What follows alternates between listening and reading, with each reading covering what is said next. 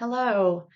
So today I wanted to talk about the connection between chronic busyness and unhealed trauma.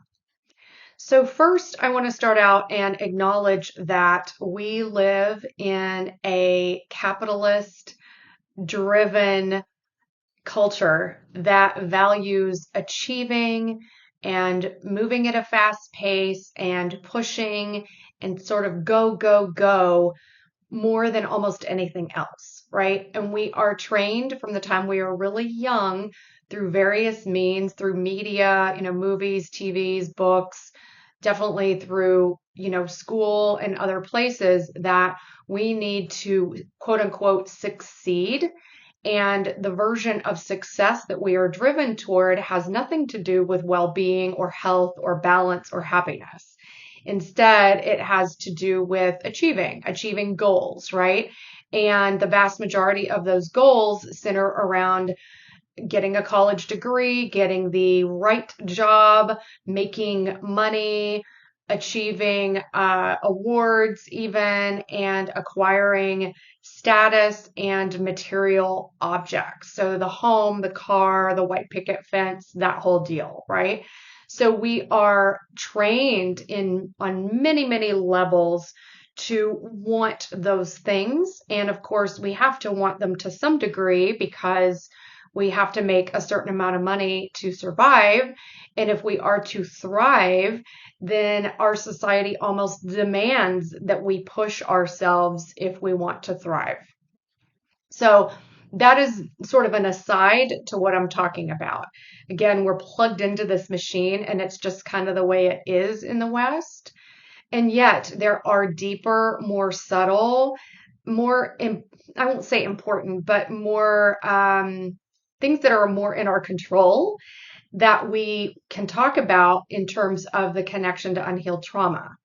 Now, first, I want to stress that when I'm talking about trauma, that we all have trauma because as I just named, we live in a capitalist culture where the acquiring money and material goods is valued far more than humans, animals, and the planet, right?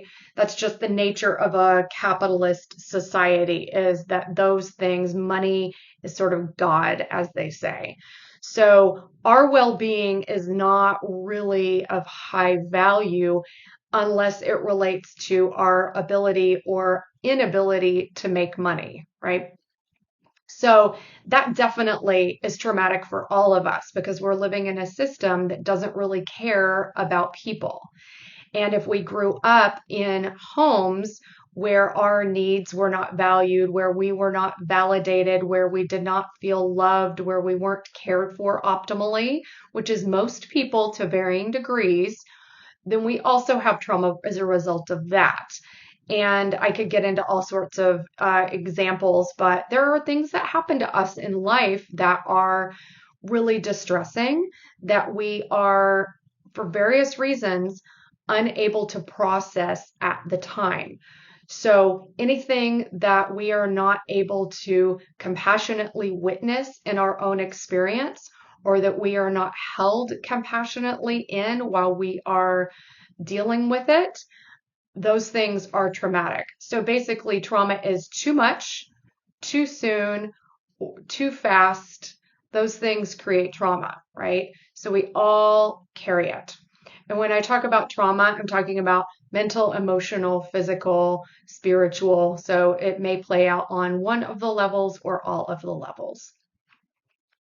So how then does busyness and unhealed trauma, how do those two things interact? So essentially, if we have unhealed, unprocessed trauma in our lives, the energy of that has no choice but to go to our body. So anything that you have not moved through previously in some way, that you have not processed, that you have not healed, gets stuck in the body. And so the primary way to heal these things is through the body with modalities such as somatic experiencing. And there are all kinds of trauma healing modalities, of course. And so until we do that, though, we have all kinds of coping strategies just to get by. And a coping strategy, it can look all kinds of ways. Some people reach for addictive substances, like they smoke or they drink or they overeat. Some people are sex addicts or shopping addicts. Some people are chronically busy, which is what I'm talking about today. So, chronic busyness, as you can tell from what I've shared so far, might be a little hard to measure, right? Because it might seem like, well, I'm just trying to be a productive member of society. I'm just trying to take care of my family. I'm just trying to do the things that I feel need to be done that are on my list. So it can be really hard to feel into that place of imbalance with something like busyness, like how much is too much, right? And so with unhealed trauma, though, chronic busyness, and when I say chronic busyness, what I mean is an inability to slow down, an inability to stop and just be present. Chronic busyness might have sort of a frenetic feeling beneath it, like I have to do the things, I have to do them now, like a hurried pace might be there. An activation like anxiety might be just under the surface, and we might have some awareness that that's sort of the driver, right? That like I got to get these things done. So there we might feel the need to hurry or rush or fill all of the space with things to do. Now, the things that we're doing with the busyness may not even all be productive, right? It might be things like doing things for your kids and taking them to and from appointments and soccer games and things like that. It might look like cooking for your family. It might look like cleaning the house. It might look like making endless to-do lists. It might look like twitching and moving in our chair and inability to just sit still. It might look like overthinking constantly. If I try to slow down, my mind keeps going and I'm overthinking and chewing on things all the time or planning to do things in the future, right?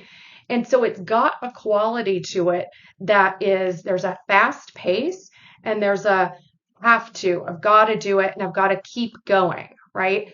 And again, key to it is this inability to slow down and even stop. Because what can happen is as we start to slow down or even pause, like with meditation or trying to just rest for a few minutes, that anxiety and those feelings that we're trying to outrun might start coming to the surface, right? And so we get up again and we start moving again and moving and moving and moving. And so, of course, none of this is conscious. It's nobody plans out, hey, I'm going to be chronically over busy because I want to get away from my hard, feelings or emotions. It's not at all what's happening. But under the surface, if there's a lot of unprocessed trauma, that might be the driver to get away from, to escape those distressing emotions and physical sensations that go along with the activation from unhealed trauma because it's not comfortable. And nobody goes through trauma and then wants to turn around and unpack it and process it, right? We get through the traumatic events and we just want to be done, right? I don't want to think about it anymore. I already did that, right? Or even with something like grief. I already went through that. I already grieved. I'm done. I feel good. And we might really think that sometimes when that's not actually true. It's just that there's a desire to be done, and that desire to be done is much stronger than any impulse that we would have to actually turn toward that trauma and start to deal with what's here, right? So why would anyone want to do that?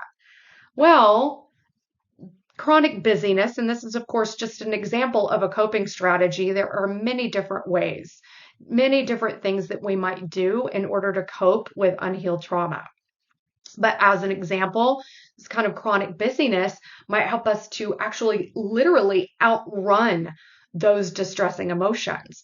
And so if we're trying to outrun something distressing, we're going to keep on the move, right? And you're going to keep moving at a certain pace because if any space opens up between your movements, starts to come to the surface, right? We start to get really uncomfortable, maybe agitated, anxious, frustrated. Some of these uncomfortable, again, emotions and sensations will start to bubble to the surface. So we get busy again and we become really masterful at getting and staying busy.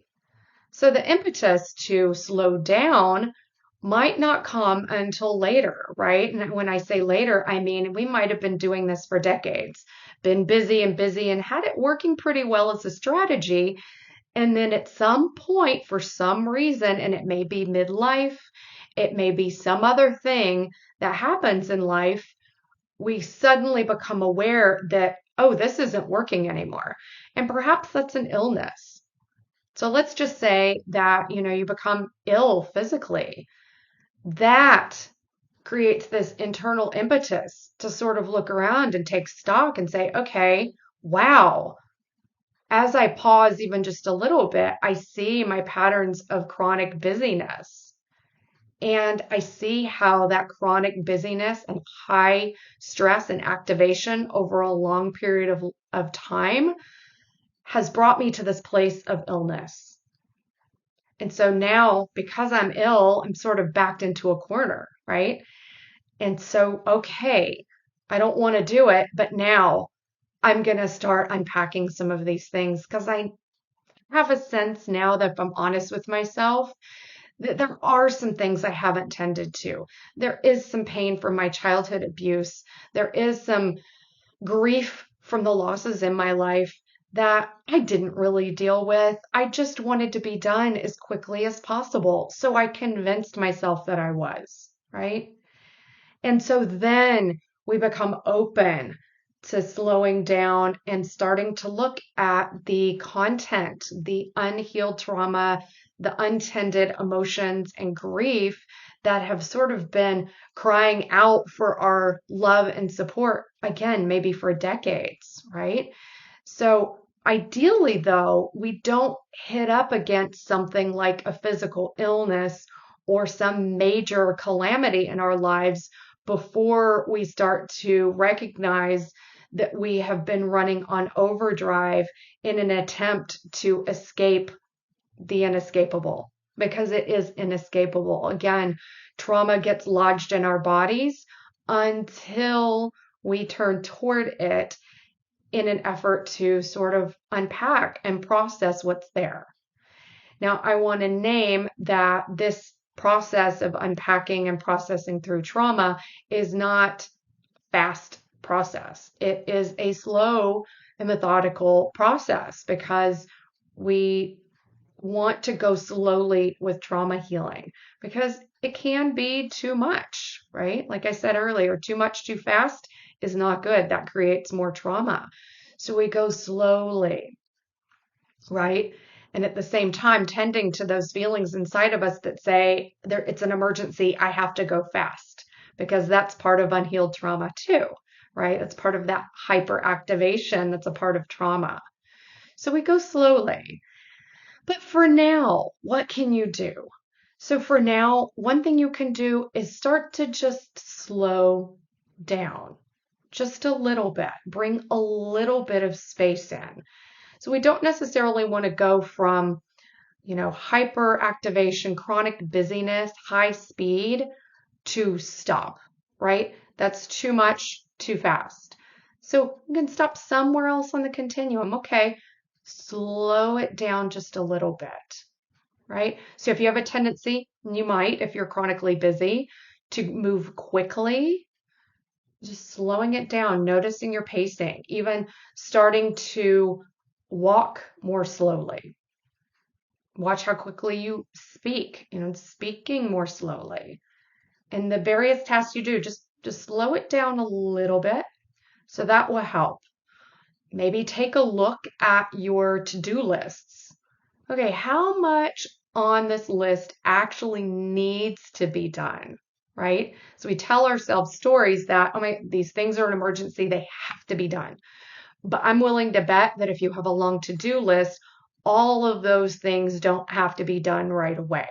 So maybe reorder the list in terms of priorities, right? What has to be done soon? What can wait a month or two? What can wait 6 months, right? And then pacing your to-do list. Another thing that you can start to practice is self-compassion. So when we are in patterns of chronic busyness, sometimes, we have to stay ahead of the voice of our inner critic. And our inner critic is that voice within us that is trying to help us, but that does so through telling us what we're not doing well enough, right? Or what it imagines that we're not doing well enough, right? So starting to understand that all of these things are strategies. These things, this chronic busyness, helped you to survive. And so we want to honor that. It helped you survive. That's a really big deal. It's a really big deal, right? And so it's not an inherently bad thing. It helped you, it served you until it didn't. So the habits are not an enemy, and you are not bad or wrong for going into chronic busyness. Or even after you've listened to this and done some work around your chronic busyness, if you still do it, it's okay. Again, this healing process of unpacking these root causes for things like chronic busyness take time. So being patient with yourself as much as you can. And obviously, these are things to cultivate, right? Cultivating self-compassion and kindness towards yourself, cultivating acceptance for where you are, and cultivating a loving inner witness that is compassionate to you, that is loving and understanding, takes time. But just starting to have an awareness of these different ways of being in the world and understanding that it is okay to slow down, that you might have to feel some things you haven't wanted to feel, but you only have to feel them little bits at a time. It's not everything at once. So I hope this was helpful to you. And if it was and you liked it, please do hit the like button below. And if you found this and my other videos valuable, please do subscribe. And if you have any comments, please put them in the comment box below. If I can help you in any way, please do reach out. All of my details, including my website, are down below. And I will see you soon.